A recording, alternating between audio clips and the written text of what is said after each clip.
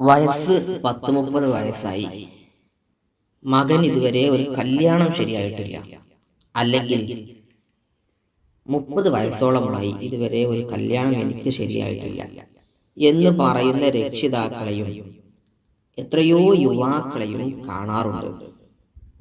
വലിയ വിഷമത്തിൽ, വലിയ പ്രയാസത്തിൽ, ടെൻഷൻ അടിച്ച് നടക്കുന്ന രക്ഷിതാക്കളും യുവാക്കളും എത്രയോ ആളുകളുണ്ട്.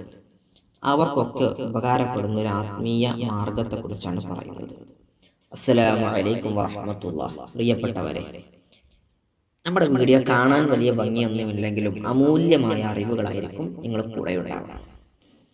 നോക്കൂ, വിവാഹം ശരിയാവാനുള്ള ഒരു പരിഹാര മാർഗമാണല്ലോ പറയുന്നത്.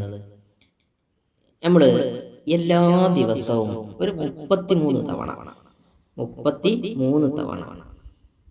മനസ്സറിഞ്ഞ് അസ്തഗ്ഫിറുല്ലാഹ് അൽ അദീം, അസ്തഗ്ഫിറുല്ലാഹ് അൽ അദീം എന്ന് ചൊല്ലുക 33 തവണ.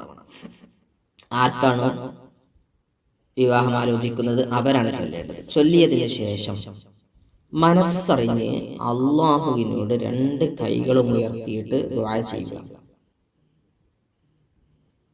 ഇസ്തിഗ്ഫാർ, അസ്തഗ്ഫിറുല്ലാഹ് എന്ന വചനം നമ്മുടെ ദുആ സ്വീകരിക്കാനുള്ള ഒരു കാരണമാണ്.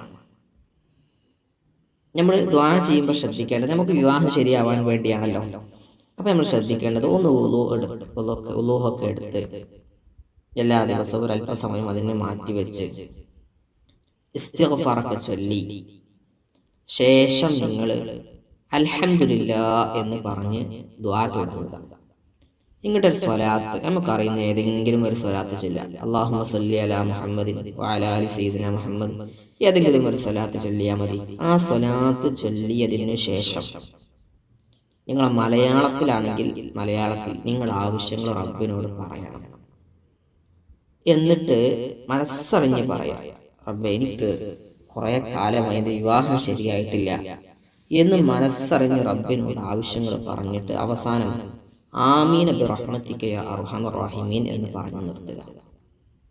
ഇൻഷാ അല്ലാഹ്, അല്ലാഹു നമ്മുടെ ദുആ സ്വീകരിക്കാൻ ഇത് വലിയ കാരണമാണ്. നമ്മുടെ ദുആ സ്വീകരിച്ചാൽ നമുക്ക് പെട്ടെന്ന് സ്വാലിഹായ ഒരു ഇണയെ കിട്ടാൻ ഇത് കാരണമാകും. അല്ലാഹു നമുക്ക് സ്വാലിഹായ ഇണകളെ, അത്തരം വിവാഹം ആലോചിക്കുന്നവർക്കൊക്കെ അല്ലാഹു നൽകട്ടെ. ആമീൻ ബിറഹ്മതിക യാ അർഹമർ റഹീമീൻ. അസ്സലാമു അലൈക്കും വറഹ്മത്തുള്ളാഹി.